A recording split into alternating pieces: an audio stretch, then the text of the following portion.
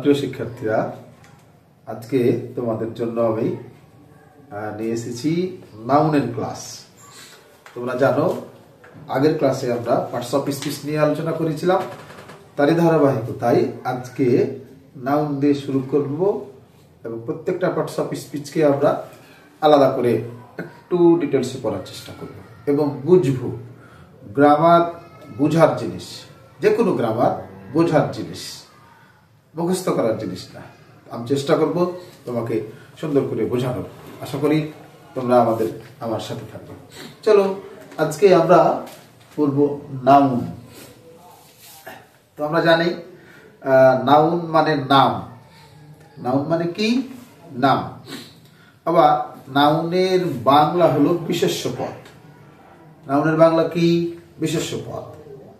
এবার আমরা যদি নাউনের সংজ্ঞা দিই, আমরা এখানে একটু লিখে রেখেছি, দেখো। কোনো কিছুর নামকে নাউন বলে। নাউন কাকে বলবো? কোনো কিছুর নামকে নাউন বলবো।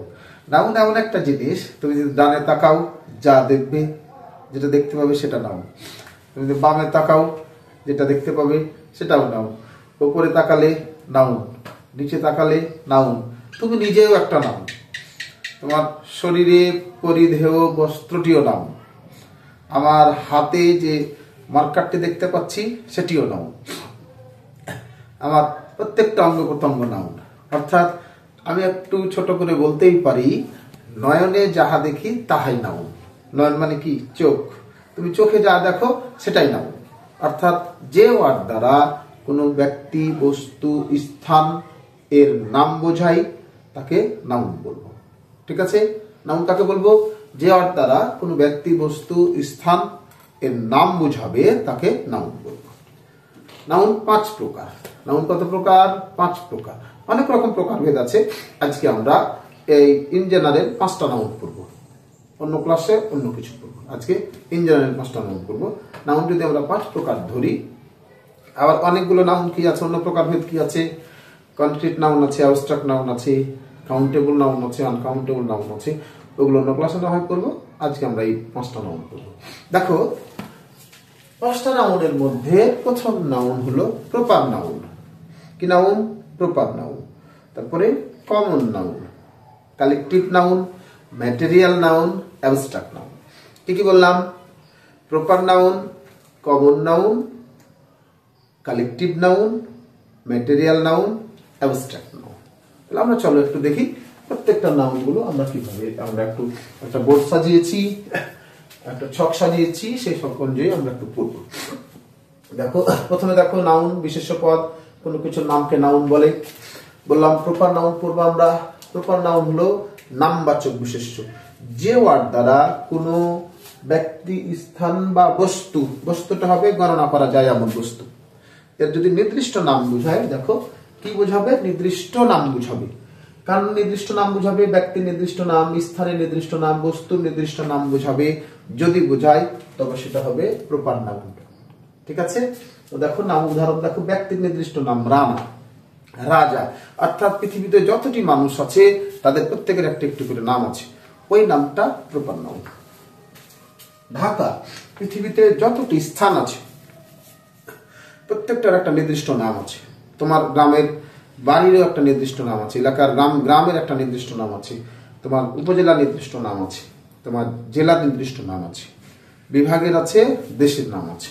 প্রত্যেকটা নির্দিষ্ট নাম হলো প্রপার নাউন। যেমন ঢাকা, লন্ডন বলেছি।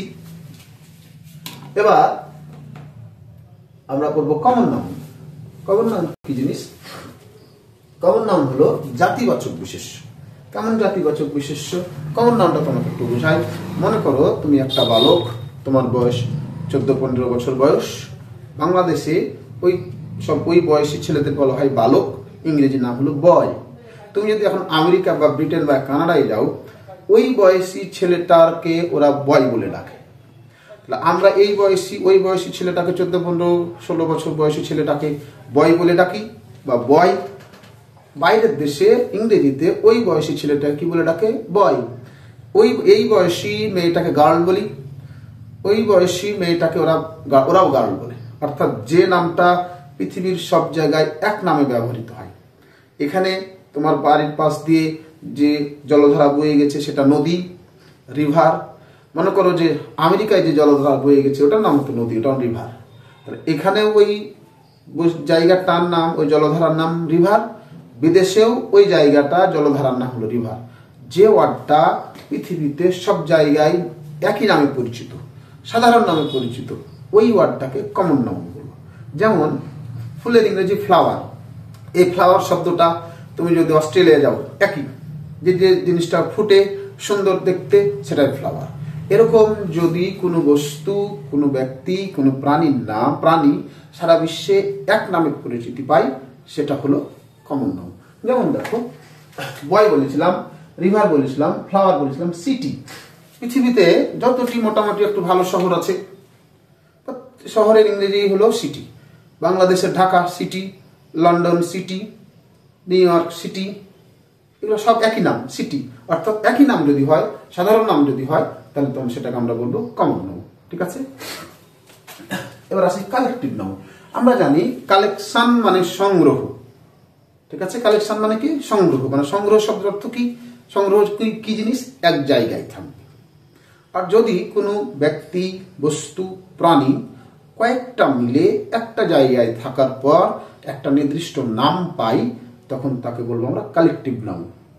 কি বলবো?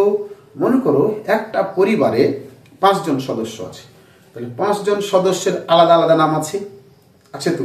যখন আলাদা আলাদা নাম পাইলাম, রানা, কামাল, জামাল, রুনা, কমা, এর একটা নাম পাইলাম, আলাদা আলাদা নাম, তখন প্রপার নাউন। যদি এক জায়গায় একটা পরিবারবদ্ধ থাকে, একসাথে থাকে, মিলেমিশে থাকে, কি বদ্ধ থাকলো? পরিবারবদ্ধ থাকলো, এই পরিবারটা হলো কালেকটিভ নাউন, ফ্যামিলি। যেমন একটা আমরা ক্লাব করি, দলে খেলি, 11টা প্লেয়ার খেলি, 11টা প্লেয়ারের আলাদা আলাদা নাম আছে। আলাদা আলাদা নাম থাকার পরেও এক জায়গায় থাকার পর জন্য একটা শব্দ পেলাম, সেটা হলো টিম বা ক্লাব, নতুন একটা নাম পেলাম। কোনো ব্যক্তি, বস্তু, স্থান যদি একসাথে থাকার জন্য একটা নির্দিষ্ট নাম পাই, তখন তাকে বলবো আমরা কালেকটিভ নাউন। দেখো, ক্লাস, অনেকটি ছেলে মেয়ে থাকে, একসাথে থাকে, তাদেরকে আমরা ক্লাস বলি। আর্মি, মানে আর্মিতে অনেক ছেলেরা থাকে, মেয়েরা থাকে, আলাদা আলাদা নাম, সংঘবদ্ধ থাকে, এক জায়গায় একটা ব্যারাকের মধ্যে থাকে, ক্যান্টনমেন্টের মধ্যে থাকে, বলে তারা আর্মি। Collective noun. ক্যাটল শব্দের অর্থ হলো পশুর দল। ওই পশুর দলে দেখবি যে সকালবেলায় গ্রামে গরু যায়, ছাগল যায়, ভেড়া যায়, একটা দলবদ্ধ ভাবে যায়। এই দলবদ্ধ পশুদের দলের নাম হলো ক্যাটল। একসাথে থাকে, একসাথে যায়। ফ্যামিলি বলেছি। এবার আসি ম্যাটেরিয়াল নাউন। ম্যাটেরিয়াল শব্দের অর্থ বস্তু। এখানে একটা মজার বিষয় হলো, যে বস্তুটা তুমি গণতে পারবে না, গণনা করা যাবে না, কিন্তু টন, মন, ওজন, টন, মন, লিটারে ওজন করতে পারবে।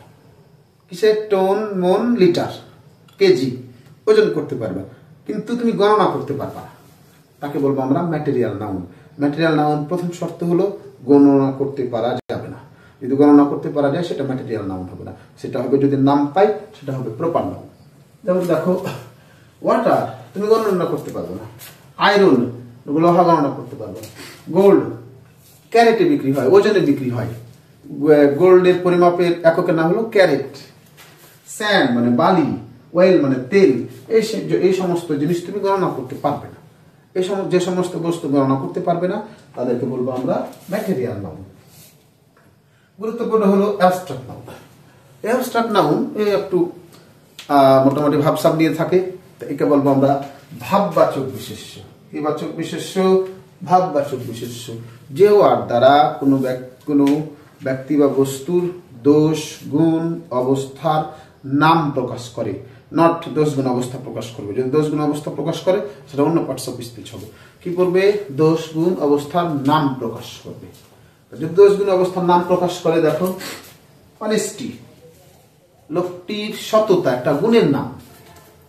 এডুকেশন একটা গুণের নাম, শিক্ষা। বয়হুড মানুষের জীবনকালের একটা স্তরের নাম, বাল্যকাল। যদি নাম প্রকাশ করে, ভাববাচক বস্তু দেখতে পাবো না, ধরতে পাবো না, ছুঁতে পাবো না, এরকম কোনো অবস্থা, পরিমাণের নাম প্রকাশ করবে, তখন তাকে আমরা কি বলবো? অ্যাবস্ট্রাক্ট নাউন বলবো। অ্যাবস্ট্রাক্ট নাউন একটু ঝামেলা করে চিনতে। তুমি যদি এই ওয়ার্ডগুলো, এই সাফিক্সগুলো মনে রাখো, যদি দেখতে পাও কোনো ওয়ার্ডের শেষে তাহলে সেটাকে অ্যাবস্ট্রাক্ট নাউন ধরে নিবে। কি কি ওয়ার্ডগুলো থাকে দেখো, যদি কোনো ওয়ার্ডের শেষে সিই, আমার সাথে পড়ো, C E, C Y, T Y, I T Y, T I N, T H, tion, ment, hood, dom, ness. কি কি বললাম? C E, C Y, T Y, I T Y, T I N, T H, S I O N, ment, hood, dom, ness. যদি কোনো এই ওয়ার্ডগুলা যদি কোনো ওয়ার্ডের শেষে থাকো তখন ধরে নিবে ওই ওয়ার্ডটা হলো অ্যাবস্ট্রাক্ট নাউন। মনে থাকবে অ্যাবস্ট্রাক্ট নাউন কিভাবে চিনবো? এই ওয়ার্ডগুলো যদি কোনো ওয়ার্ডের শেষে থাকে, সাফিক্স হিসেবে যুক্ত থাকে, যেমন দেখো হুড, বয়হুড বলেছি, ডোম, ফ্রিডম, নেস, ট্রুথফুলনেস, সেলফলেসনেস, তারপরে মেন্ট, ডেভেলপমেন্ট, গভর্নমেন্ট। এই ওয়ার্ডগুলো, এরকম ওয়ার্ডগুলো আমাদের অ্যাবস্ট্রাক্ট নাউন হবে। তোমাদের কাছে আমি 3টা প্রশ্ন রাখছি। তোমার গ্রামের নাম কোন নাউন? ডগ, কাউ কোন নাউন? পুলিশ কোন নাউন? কোল কোন নাউন? এডুকেশন কোন নাউন? অবশ্যই জানাবে আমাকে এই কটা কোন নাউন। আর যদি কোনো প্রশ্ন থাকে সেটাও জানাবে। তাহলে আজকে পর্যন্ত নাউন থাকলো, আর পরের ক্লাসে আমরা নাউনের অন্য প্রকারভেদ নিয়ে আলোচনা করব। সে পর্যন্ত সবাই ভালো থাকো, ধন্যবাদ।